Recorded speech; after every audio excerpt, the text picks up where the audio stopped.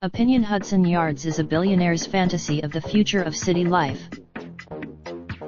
Manhattan's newly opened is all shine and no substance, and New York City deserves better, says in this column. This past weekend, the public gained access to much of the first phase of the vast development on Manhattan's far west side, one of the island's last major swaths of developable land, now outfitted with trophy architecture, an enormous mall, a new public plaza, and several spaces seemingly designed for Instagram. Developed by the end, Hudson Yards is an architecture of advanced capitalism, and, through its design and programming, it communicates its purpose clearly to the public. What does it tell us? Hudson Yards is not for us, because us means me, you, anyone, and everyone. Hudson Yards is not for us. Hudson Yards is not for us, because, where there should be a street, there is a mall. Where there should be the far west side has always been Manhattan's service entrance, a warren of loading docks, highway channels and exit ramps, gritty and mostly charmless. Hudson Yards has turned 30th Street from 10th Avenue to the West Side Highway into a series of parking garage and 8232 and loading dock, and Hudson Yards is not for us, because it avoids the street. It walls itself up. The mall, designed by, does what malls do. Its sight lines are not clear, and the spaces are largely windowless, so you could easily get turned around, a well-worn tactic of the retail world that is meant to encourage you to shop, whether you want to or not. New York is facing a crisis of confidence. Perhaps the larger questions is why the developers would choose to build an inward-facing urban mall when retail vacancies are rising, a process that is accelerating as e-commerce expands. Hudson Yards is not for us, because it collects data on the people who live, work, and visit there in order to market to them. It views people as related, is not currently obligated to say what it will do with this data. Hudson Yards is not for us, because it is a billionaire's fantasy of the future of city life. Architecture is, the two men believed, and apparently still believe, that catering to an ultra-luxury consumer magically benefits everyone. Bloomberg famous, but the tides have turned. An 8230 Hudson Yards is blandly impressive thanks to its gigantism. The public has had enough, and now the city and state are considering a pied and a grave. Tear tax on as a place, Hudson Yards is blandly impressive thanks to its gigantism and the numbing acreage of blue reflective glass that stretches into the sky. Unfinished building is the most intriguing. It opens to the public next month, yet its vast rolling roof and muscular structure are swathed in a cheap-looking gray ETFE skin resembling dirty bubble wrap.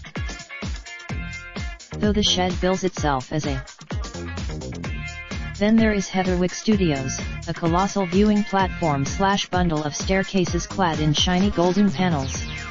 Next to the the plaza, designed by, seems intended to discourage lingering or relaxation. Currently devoid of, the whole thing is ringed by a bollard-protected driveway for black cars and Ubers headed to Neiman's. The degree to which cars are priorities throughout the development is another instance of surprisingly out-of-date urban thinking. New York doesn't need more billionaires. It needs more vision. Of the towers, attempts to break up the monotony of reflective glass by mixing bands of limestone into the curtain wall of its mixed-use building, creating a pleasing texture and variety at plaza level. At a distance, the lessons of Hudson Yards are clear. If we want to build, it needs more vision, more backbone, and more courage, to create a 21st century city that reflects and serves its citizens with equity and dignity. Dezeen Daily is sent every day and contains all the latest stories from Dezeen. Dezeen Weekly is a curated newsletter that is sent every Thursday, containing highlights from Dezeen. Dezeen Weekly we will only use your email address to send you the newsletters you have requested. We will never give your. For more details, please see our. You will shortly receive a welcome email, so please check your inbox. You can unsubscribe at any time by clicking the link at the bottom of every newsletter. Heatherwick's vessel at Hudson Yards opens to the public. Snark Park provides snarkitecture with permanent exhibition. Tazine's Guide to Hudson Yards, Phase 1 in New York. The Midtown Viaduct offers pedestrian link between New York cities. Movie shows the Shed's moving roof in action. Diller Scoffadillo plus Renfro and Rockwell Group's 15 Hudson. New York construction workers stage protest against Hudson. New York's The Shed releases updated images and program. Subscribe to our newsletters. Tazine Daily is sent every day and contains all the latest stories from Tazine. Tazine Weekly is a curate newsletter that is sent every Thursday, containing highlights from Tazine.